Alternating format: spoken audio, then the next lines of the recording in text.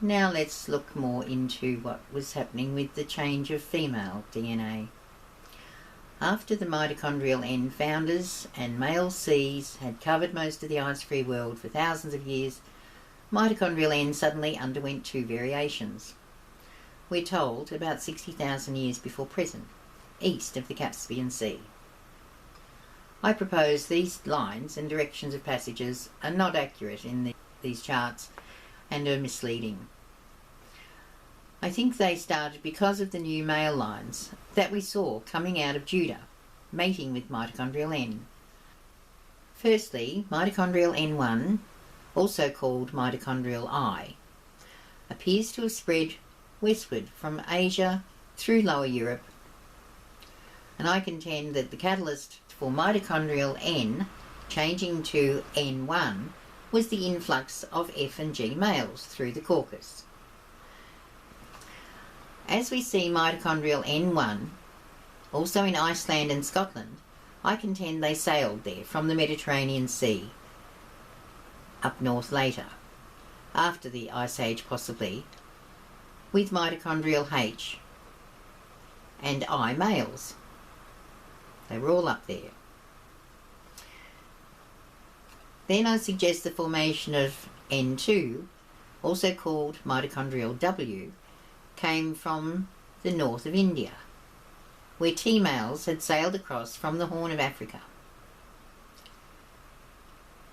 finding original mitochondrial N still there with C males, who they replaced with T males, who is also called KM70. And this could explain the ancient civilization at Mohenjo-Daro.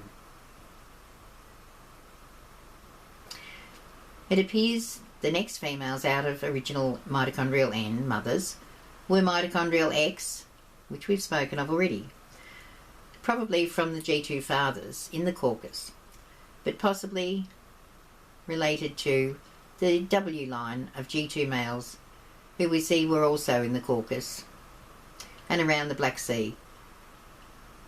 Mitochondrial X also mysteriously turns up in Northeast America. We'll get to that later, while some remained in Europe. Later, mitochondrial R group appears out of mitochondrial N founders and shares Europe with mitochondrial I, W and X.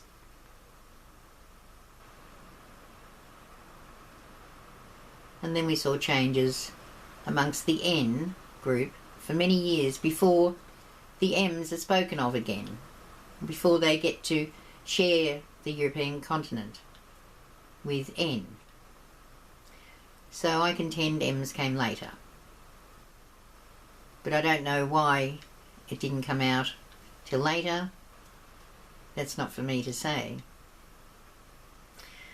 But evidence shows that they sailed across into the top of India.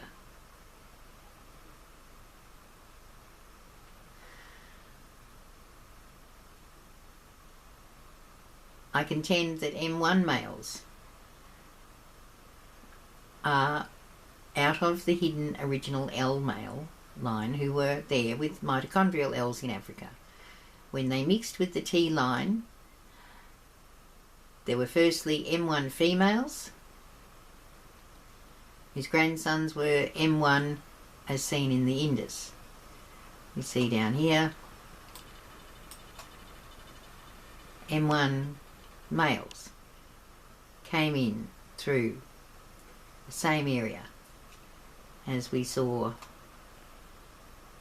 that there were W female, N1 females there, but we suddenly get M females come in through there. So this starts to explain why we've got a few different types of looks coming in, a few mixtures that are happening.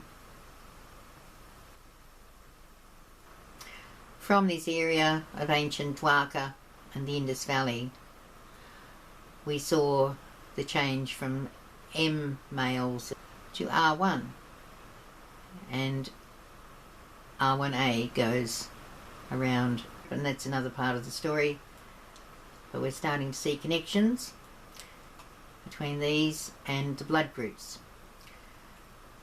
Now we spoke of mitochondrial X. We saw that she came down from the Caucasus Mountains with G2 males. Their passage was identical across Turkey and up to the Black Sea. Now only the males went across to Italy and Sardinia, southern Italy and Sardinia, and the females didn't. The female mitochondrial X turned up in Northern America, and she can only have got there through the water because there's no evidence going across land. So we see her here in the Mediterranean, and she would have gone to the west and coming here into Northern America, into Virginia. And there's evidence in Orkney above Scotland that there was also mitochondrial X. So mitochondrial X females were in Europe before America, where they became X2, but still retained their mitochondrial N heritage, like the Q natives that were already there. They were all mitochondrial N. We haven't looked into Q yet, but that Q comes across to the east and populates all of America. They replaced the Cs, the C males.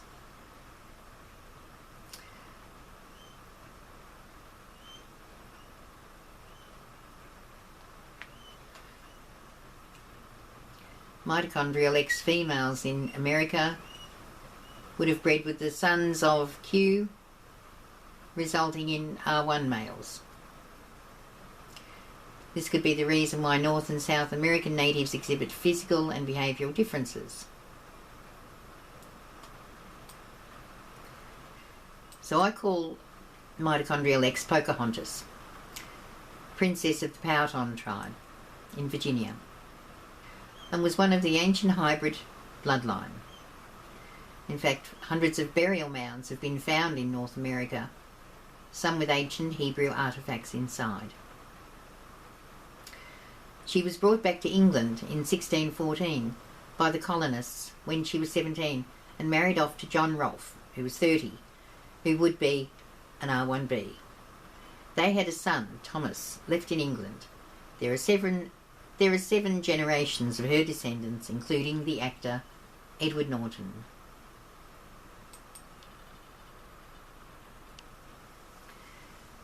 Now we'll go into details about the mitochondrial R group of mothers who populated Europe.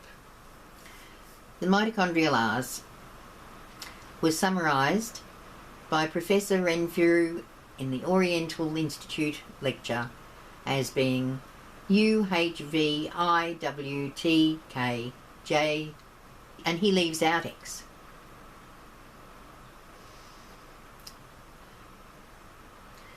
Now U, H, V, J, T and K are all out of mitochondrial 9. So they are the mitochondrial R group. But I, W and X came before out of original N. As I and W, that's N1 and N2, appeared first, prior to the mitochondrial R group, I contend that they escaped to safety at the end of the Paleolithic era and returned after the Ice Age melted, joining in the mitochondrial R females in Europe. Although not listed in Professor Renfrew's chart of European mothers, mitochondrial X is also still present in Europeans now, comprising about 6% apparently. The ninth change into mitochondrial N was supposedly this group. But once again, that muddies the water as to how things actually happened, because they do seem to be from different roots.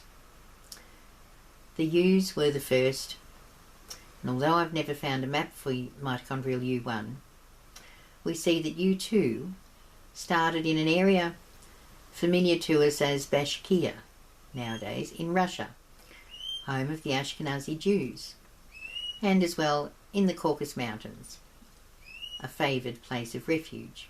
It's like a Shangri-La in there, protected from mountains on one side and vast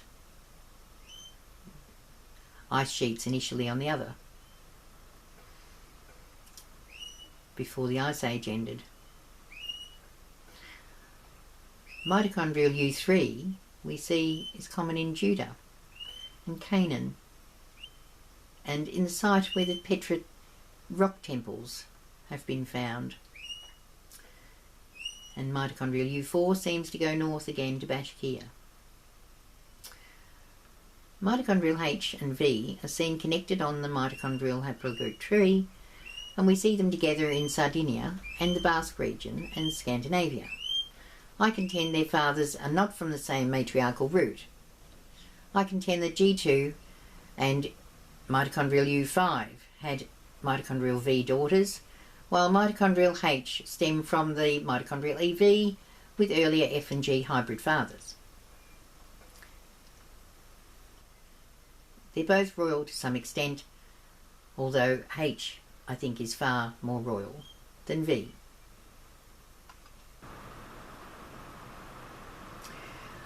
I contend that the G males came down from Kazakhstan, that area in Russia, that they appear to have camped for some time,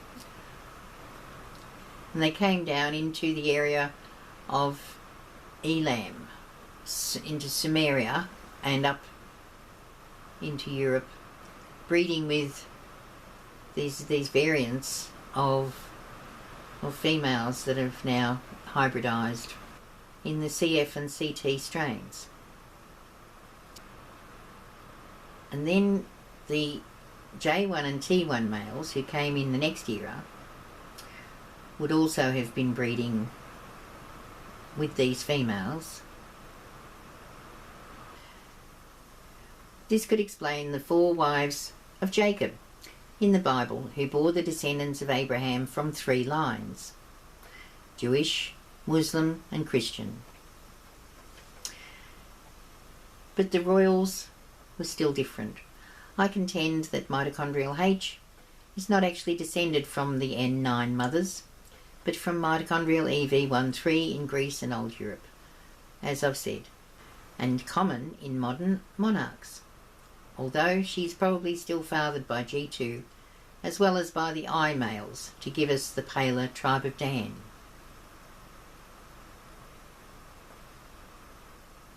So the 7 mothers of Europe were called the 7 daughters of Eve. In his book, Brian Sykes calls them Xenia, Ursula, Velda, Tara, Jasmine, Katrine and Helene.